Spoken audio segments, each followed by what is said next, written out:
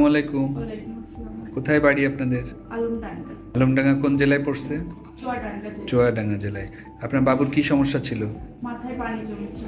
মাথায় পানি হয়েছিল, তার কারণে বাবুর কি কি অসুবিধা হতো? ওর চোখের মনি একদম নিচে নেমে গিয়েছিল, কান্না করতো, খেলতো না, ডাকলে সাড়া দিত না। আচ্ছা। পায়ে কোনো ভর ছিল না, পায়ে ভর মাথা ছিল না। বড় কারণে ঘাড় শক্ত ছিল না। আচ্ছা আচ্ছা, তারপরে তাকে কি করালেন?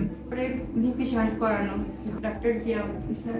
আচ্ছা, তো এখন বাচ্চা আপনি কেমন বুঝতেছেন? আগে যে সমস্যাগুলো ছিল? এখন খেলে, খাবার ঠিক করে খায়, পায়ে ভর দিয়ে দাঁড়ায়, ঘাড়ও অনেকটা শক্ত।